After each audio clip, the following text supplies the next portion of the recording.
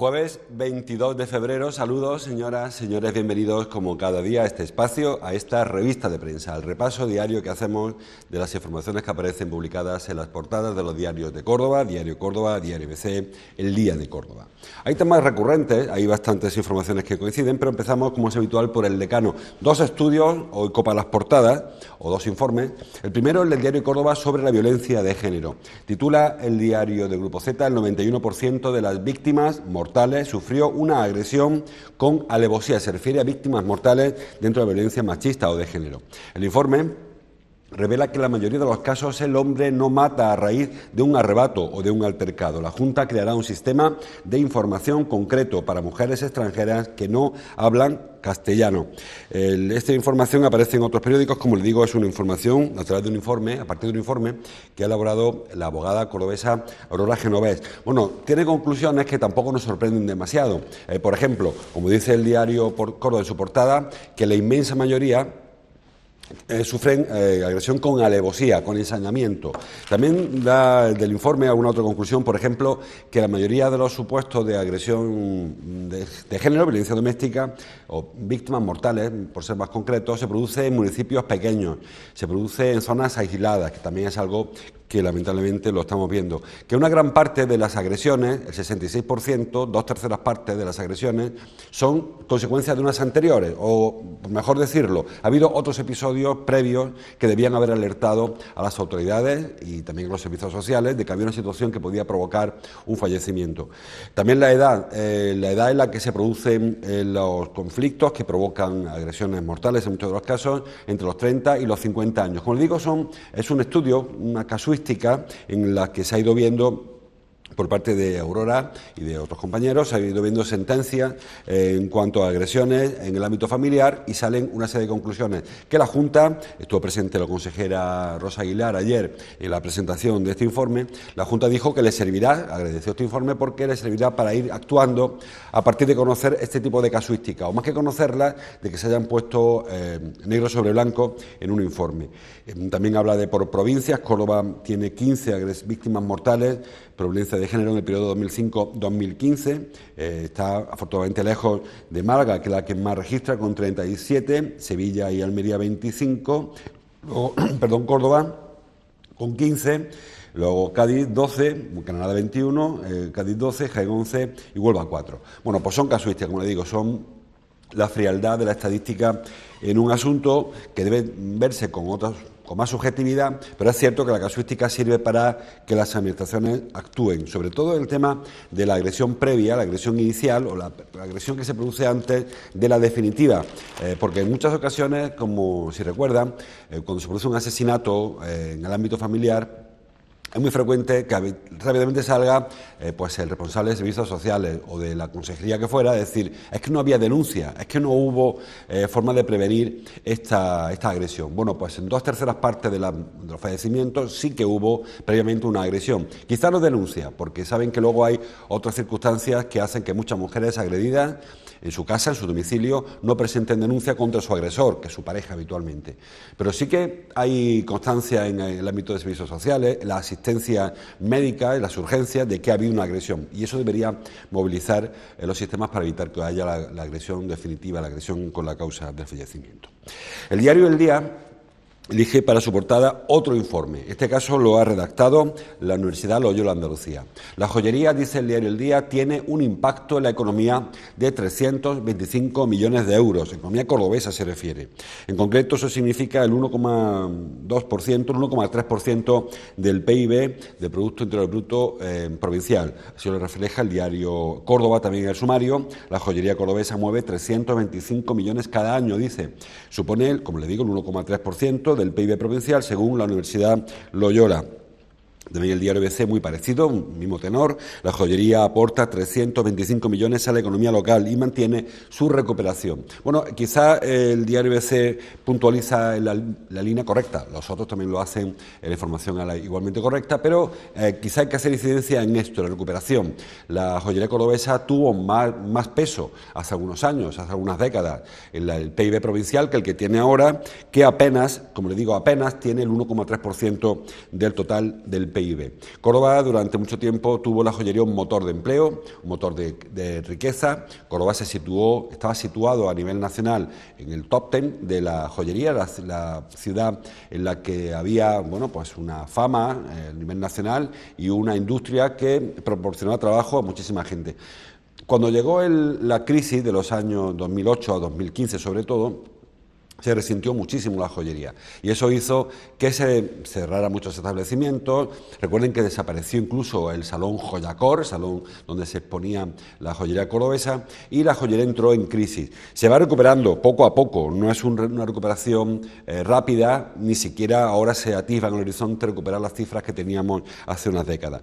Pero es cierto que poco a poco se recupera y que el PIB ya alcanza el 1,3%. Córdoba no tiene industria, la capital en concreto, la provincia tampoco tiene mucha industria, pero la capital tiene escasas factorías y la industria siempre, la joyería siempre pues cumplió ese papel de una industria en base a pequeños talleres, en base a pequeños establecimientos que había cierta fabricación. Como le digo, se perdió, la escuela de joyería no pasa tampoco por su mejor momento y parece que poco a poco hay intención de los agentes sociales, la Asociación de Joyeros, junto a comisiones, UGT, instituciones, de crear un documento, de crear una apuesta por la joyería, un impulso a la joyería, y buena muestra de ello son esta recuperación que estamos viendo en los periódicos. Aún no llega a los límites, a las cifras, de hace unas décadas, pero como les digo, poco a poco vamos recuperando cifras. El diario ABC, en la página 1, en la portada 1, toca un tema local, hoy sí, en concreto las obras en el Palacio Episcopal.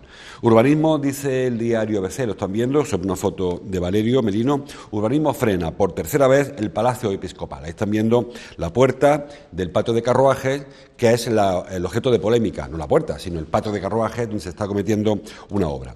Dice el diario ABC que tras cerrar en diciembre un acuerdo con el obispado, tras años de espera, ahora discrepa de una escalera para bloquear la licencia. Bueno, saben que hace bastante tiempo se puso en marcha la reforma, digo bastante tiempo porque habrán visto una grúa que lleva años instalada en el patio de carruajes del Palacio Episcopal, el Palacio del Obispo, y que, bueno, aparte de afear toda la visión panorámica del casco histórico, pues no tiene ninguna utilidad porque está parada. Digo que hace unos años ya, se iniciaron las obras de adecuación del patio de carruajes con una doble finalidad. La primera era ampliar, o más bien casi trasladar a esa zona, es el Museo Diocesano, que actualmente está en el patio principal del Palacio Episcopal y las galerías superiores.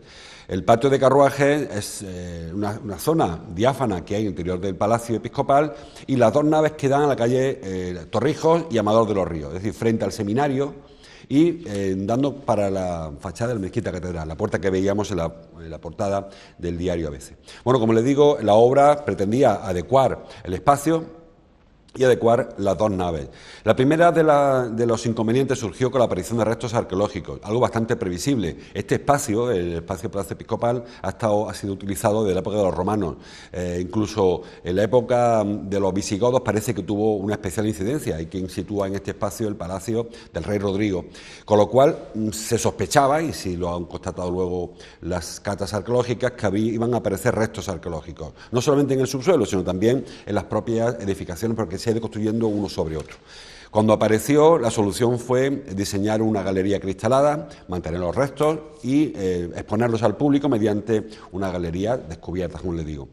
Hubo una serie de dificultades por el tamaño de la galería, se recortó, se dejó una galería con voladizo, al final parece que se resolvió. Ahora el conflicto surge con la escalera para el acceso a la torre, que estaba, según la foto que veíamos, a la derecha de la torre de carruajes, de la puerta del carruaje, por donde entraban hace muchos años los carruajes del Palacio Episcopal. Bueno, pues a esa torre tiene dificultades de acceso por su interior. Cuando se construyó no había las necesidades que hay ahora de accesibilidad. Se ha diseñado una escalera. Parece que es la escalera la que ahora es motivo de discordia, aunque no hay constatación oficial porque la gerencia no ha dicho cuál es el motivo que está bloqueando o que está paralizando por ahora la concesión de la licencia.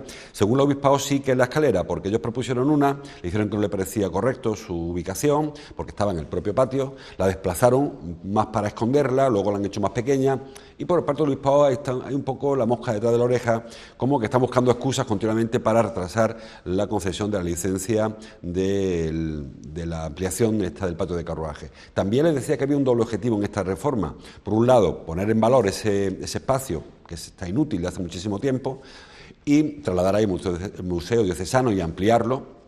Y por otra parte, colocar allí las taquillas de la mezquita catedral, que quizás sea ese un poco la razón de tanto encontronazo entre ayuntamiento y obispado. La propia Junta de Andalucía ya hace tiempo aconsejó al Cabildo Catedral que sacara las taquillas del patio de los Naranjos, porque se provocan colas y por la incomodidad. Hay días que llueve, hay días que hace mucho calor y la cola que se organiza, pues al final se queda a la intemperie. Y se propuso sacar de allí. El obispado dijo, mira, que más fácil que trasladarlo al bloque de al lado, al Palacio del Obispo, y colocar allí las taquillas. Y ahí surgió el encontronazo, porque para algunos colectivos entendían que meter las taquillas de la mezquita catedral dentro del Palacio del Obispo era evangelizar incluso, o era obligar a los turistas a pasar por el Palacio del Obispo con la carga que pueda tener aquello, carga religiosa y carga cultural que pueda tener aquello, que yo creo que también habría que trabajar mucho sobre ese asunto. En cualquier caso, parece que ese fue el encontronazo y que ahora se decidió mantener unas taquillas en el Patio de los Naranjos y trasladar las otras. Y no sé por dónde va, pero la cosa es que vuelve a haber bloqueo en la concesión de la licencia, o más que bloqueo, hay pues se va posponiendo día tras día, no se le acaba de dar. Dice la gerencia que no hay bloqueo, que es que faltan cosas por pulir. El obispado está un poco cansado, dice que no va a rectificar más el proyecto, que cada vez que lo llevan le mueven una coma y que están cansados de ir con el proyecto, que la den cuando quieran y mientras tanto pues seguirá esperando la la concesión de la licencia para completar las obras o para realizar las obras. Fotos.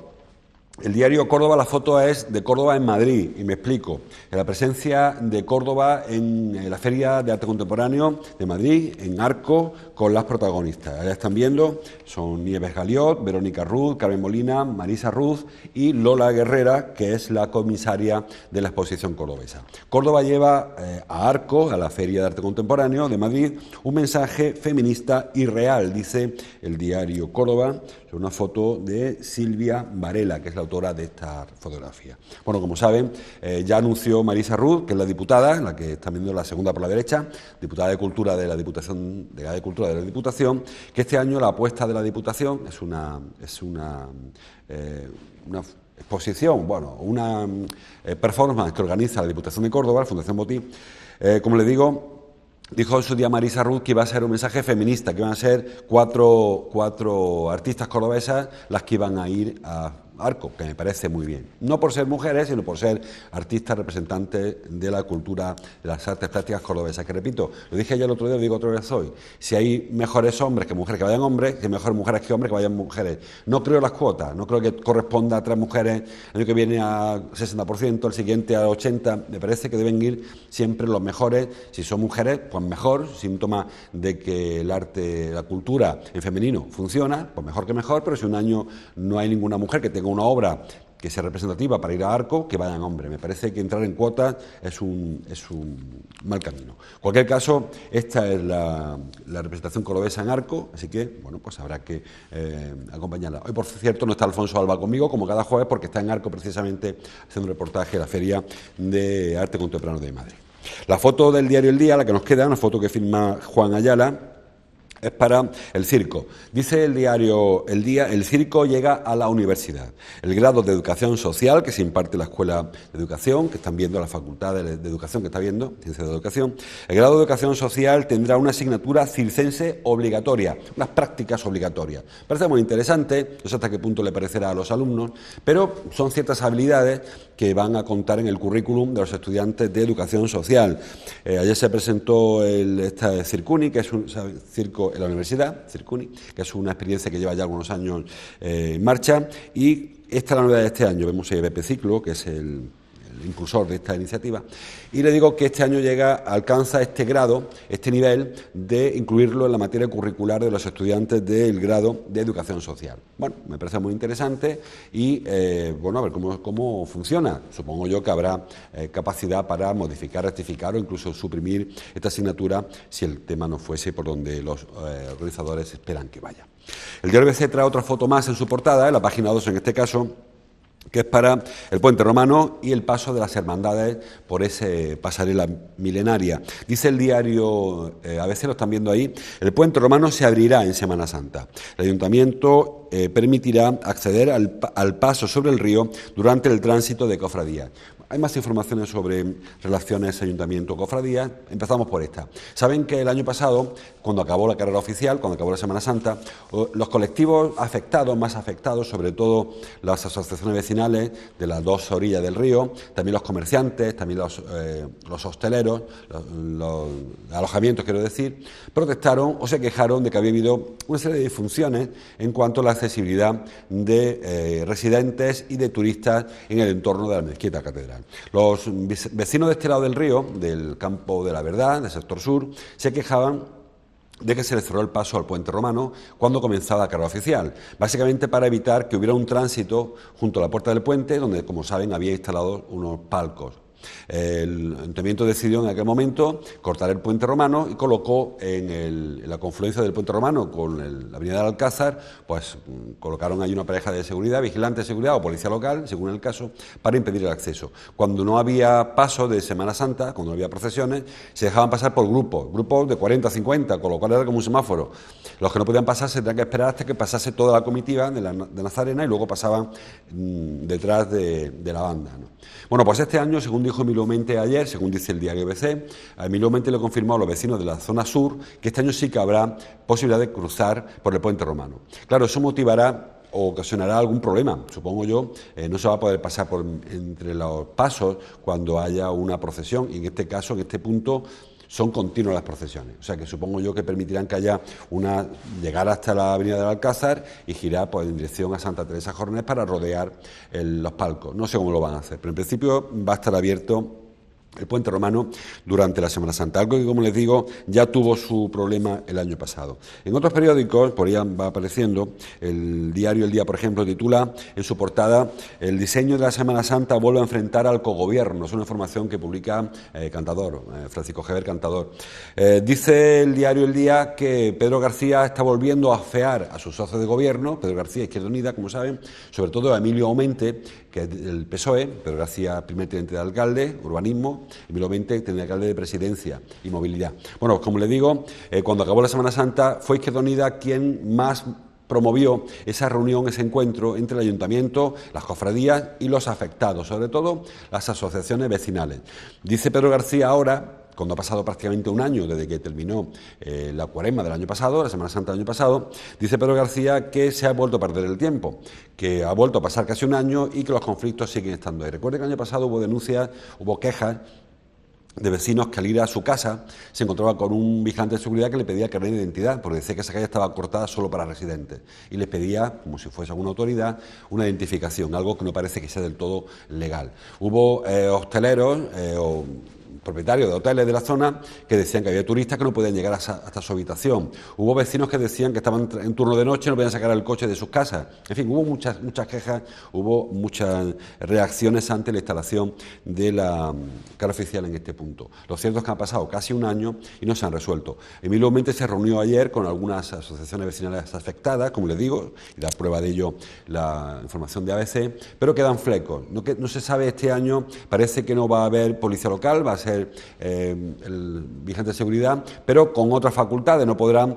impedir el paso, tendrá que informar, tendrá que decir esto está cortado porque hay una procesión, se espera usted. Pero el año pasado sí que hubo quizá alguno que se extralimitó en sus competencias e incluso, como les digo, llegó a pedir la identificación a personas que van por la calle que no tienen por qué identificarse ante un vigilante de seguridad. Bueno, pues esto parece que va avanzando, según Izquierda Unida va despacito, según Aumente va en buena línea, y los vecinos, pues unos están más de acuerdo y otros siguen diciendo que se vayan los nazarenos del entorno de la carrera oficial, como es el caso de la asociación vecinal La Jerquía. Vamos con los sumarios. El diario de Córdoba, por ejemplo, trae a su portada el tema Guadalquivir Futuro. Viene en más periódicos porque ayer fue objeto de debate en el Pleno de la Diputación. Dice el diario Córdoba: la Diputación urge a Guadalquivir Futuro para que justifique la ayuda. El diario El Día concreta aún más y titula: la Fundación Guadalquivir Futuro tiene 15 días para justificar 40.000 euros. Y en el diario ABC también lo leo por ahí, bueno, estará dentro. Bueno, en cualquier caso, como saben, esta fundación, Guadalquivir y Guadalquivir Futuro, que son dos asociaciones distintas, recibieron fondos públicos tanto de la Diputación como de la Junta de Andalucía, sobre todo de la Junta de Andalucía, en un programa que consistía en la contratación, en fomento del empleo. La polémica surge cuando uno de los trabajadores o de los ex trabajadores denuncia que esta ONG, esta asociación, pues obliga a los trabajadores a renunciar a parte de su sueldo, un 20% de su sueldo, también al 20% de su horario de trabajo, para donar esa cantidad de dinero a la Fundación para su propio mantenimiento. Ese es el objeto de la polémica. Eso parece a todas luces ilícito e incluso ilegal. Habrá un juez que determine cuál es la tipificación, si existe falta o delito. Pero no parece lógico que si le llegan 1.000 euros para un trabajador, le dé solo 800 y se queden con 200 para, según dijeron inicialmente, los gastos de funcionamiento de la ONG, para el gasto corriente, de la luz, del agua, alquileres o incluso para pagar monitores. Eso fue inicialmente lo que se dijo. Luego, si recuerdan, ha habido algún tipo de declaración que ha llevado a pensar que el dinero no solamente no iba para el trabajador, pero tampoco para la ONG, sino incluso para algunos de sus responsables, como, si recuerdan, han ido declarando algún testigo. Bueno, pues la Junta, a partir de que se destapó el escándalo, requirió la devolución de 100 y pico mil euros, 104.000 euros, creo recordar, que había dado en subvenciones. Y además sancionó con unos 20.000 euros a la Fundación como multa por el uso indebido de los fondos públicos, unos 125.000 euros. Ahora la Diputación, pues también sabemos que se le entregaron 40.000 euros, dicen los periódicos, también como subvención. No es para lo mismo, pero hay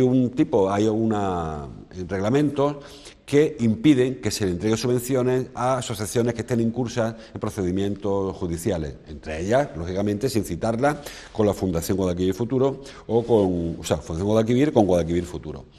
Cuando ayer se requirió en el Pleno para que la Diputación exigiera la devolución de esos 40.000 euros, dijo, creo que fue Ana María Carrillo, la diputada, que ya se había incoado expedientes, se había aperturado un expediente para el reingreso de los fondos o para que se justificaran, que están sin justificar, los 40.000 euros o que se devolvieran a la Diputación.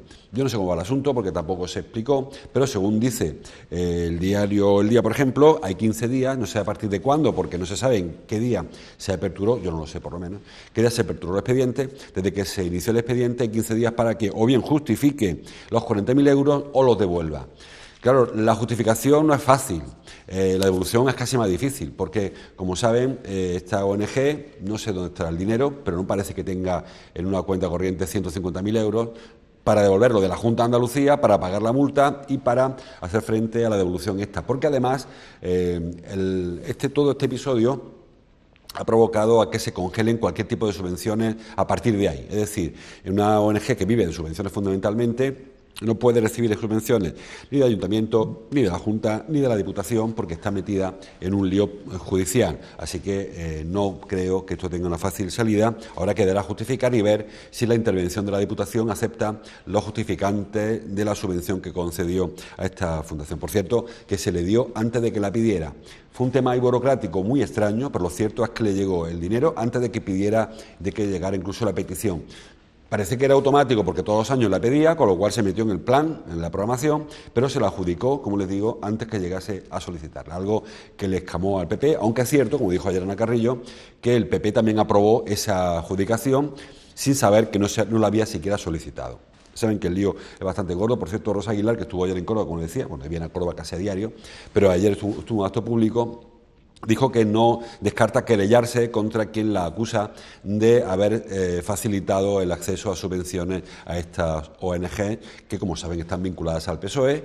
Tanto la presidenta como su hijo estuvieron en las listas tanto de Isabel Ambrosio como de Juan Pablo Durán, y parece evidente la vinculación de estas personas con el Partido Socialista, aunque no tiene por qué haber una vinculación en la irregularidad, solamente en la afiliación política de estas personas con respecto al PSOE. Sigamos con la información. El diario Córdoba, en el cintillo superior, trae una foto del que fuera hasta hace unas semanas presidente del Córdoba, Alejandro González. Titula: El expresidente demanda al Córdoba por despido. Bueno, es una información sorprendente, porque en principio todo el mundo sabe que este hombre dimitió, no hubo que echarle. No hubo que echarlo porque cuando el padre vendió las acciones, automáticamente él también se desligó del Córdoba. Lo que no sabíamos, o al menos yo, es que él aún mantenía un sueldo de unos 4.000 euros mensuales como coordinador de las canteras del fútbol base. Ese es el trabajo por el que reclama despido improcedente. no por el de presidente, que aunque el sueldo fuera un poco compartido, no sé cómo lo harían, pero él mantenía ese doble trabajo, presidente por un lado y coordinador de las canteras del fútbol base del Córdoba por otro.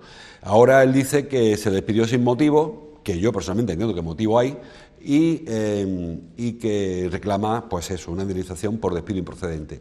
En el club no le hacen mucho caso. Realmente, cuando ayer el periodista que ha hecho esa información, no sé si Pepe, no lo sé, luego lo busco si puedo, cuando el club le pregunta, lo ha hecho Ignacio Luque, cuando le pregunta al club, Ignacio le pregunta al club, dice que no va a hacer declaraciones, pero que en principio no le ve recorrido judicial porque no tiene sentido. Bueno, en principio la demanda está puesta ahí, está interpuesta, y a ver cómo se resuelve. También el diario de Córdoba, con respecto al Córdoba, club de fútbol, habla de la reunión entre el Ayuntamiento y Tremón para avanzar en torno a la ciudad deportiva. Saben que la ciudad deportiva del Córdoba, que en su día fue propiedad de Rafael Gómez, la vendió a Tremón, aunque no queda claro si se le pagó o no, eso es un asunto de entre ellos, y Tremón pues intentó negociar con el anterior equipo directivo del Córdoba, con Carlos González, con Alejandro González, para su cesión o su alquiler. No hubo acuerdo. Ahora con la nueva directiva, pues Tremón vuelve a sentarse a hablar, no con la directiva, sino con el ayuntamiento.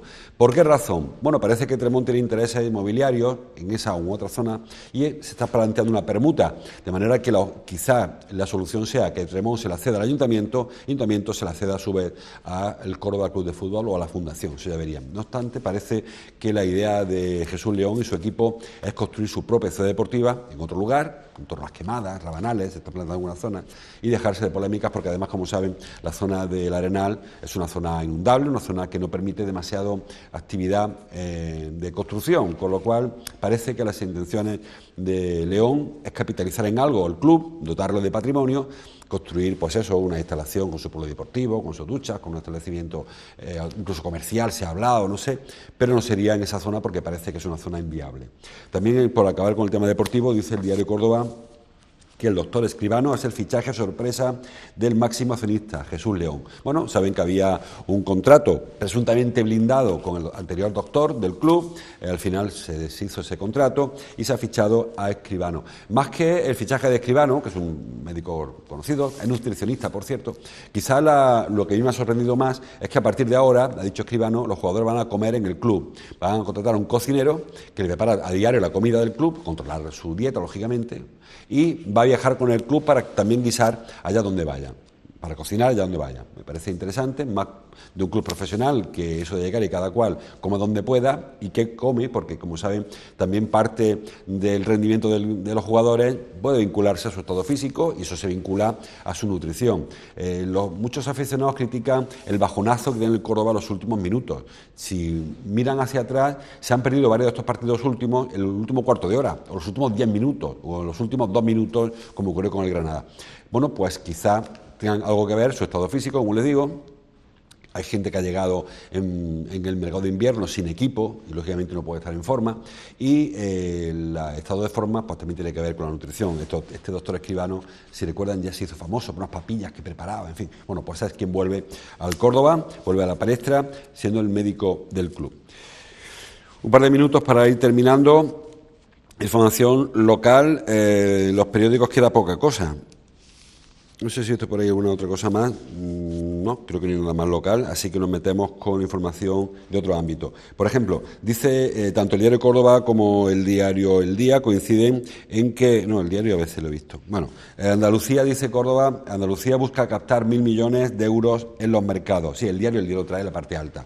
Andalucía sale a los mercados y financieros para captar 1.000 millones. Bueno, saben que es muy frecuente en las instituciones...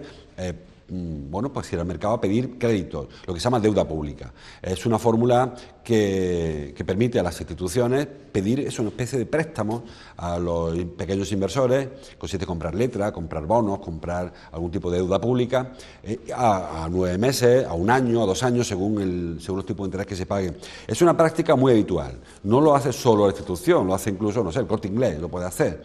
El problema es que durante una época hay que pagar mucho dinero como interés porque España entró en una situación, estaba en una situación complicada. Saben, aquí la prima de riesgo, los ratings, las calificaciones que hacen las empresas que se dedican a esto, Standard & Poor's, etcétera. Ahora la situación es mucho mejor. Andalucía, junto a España, está entrando en un nivel de garantía mucho más elevado, más alto, con lo cual puede pagar menos intereses por el préstamo que pide. Así que, bueno, es una fórmula para financiarse. Son deudas, como cuando nosotros vamos a un banco a pedir un crédito, pues igual hace las instituciones, en vez de con banco, pues vende bonos públicos y a lo mejor usted está comprando sin saberlo, porque un dinero que tenga en el banco ha ido a través del banco a fondos públicos, a inversión en deuda pública, que luego se revierte en beneficios para el banco. En cualquier caso, como le digo, es una práctica muy habitual que tampoco parece que sea especialmente noticiosa. Apuestan, dice, por formación en zonas rurales contra el maltrato. Es un poco la misma línea que hablamos antes del estudio de Aurora Genovés. Le decía antes que un número importante de mujeres agredidas y asesinadas, lamentablemente, lo son en zonas rurales y en núcleos aislados, donde parece que hay menos protección, donde son más vulnerables las mujeres víctimas de maltrato. Más cosas. Bueno, también habla el diario El Día de la polémica de Arco, no ya por el tema de Córdoba, como vemos en el diario Córdoba, sino por esa exposición que se ha descolgado porque hace referencia a los presuntos presos políticos, y eso ha motivado una polémica, más que por el hecho en sí de la obra, por el hecho de censurar a un artista plástico. Yo no me parece que sea una obra afortunada la de poner personas allí, dicen que son presos políticos, pero es verdad que el arte también tiene esto de provocación, y muchas veces hemos aceptado otro tipo de arte y parece que según por donde venga se acepta más o se acepta menos.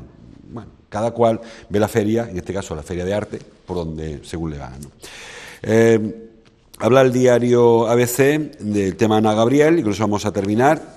El juez ordena detener a Ana Gabriel y gana tiempo para pedir su entrega, dice, la tienen. También el diario El Día trae fotos para el que fuera líder de la CUP, hoy ya no lo es. Y el juez, dice el juez Llarena, el diario ahí lo tienen, el juez Llarena ordena detener a la líder de la CUP, Ana Gabriel, si vuelve a España. Bueno, Ana Gabriel, como saben, se ha marchado a Suiza, dice ella que para preparar su defensa. Lo cierto es que ha escogido un país, un estado donde que no pertenece a Europa, a la Unión Europea, no pertenece a la zona Schengen, con lo cual el procedimiento es más complicado incluso que el de Puigdemont. Puigdemont se fue a Bélgica, que es un país dentro de la zona de la Unión Europea donde hay mucha limitación para la extradición. En Suiza es que no hay directamente. Suiza es un país que presume de ser neutral y que cuando llega a un conflicto se pone de perfil.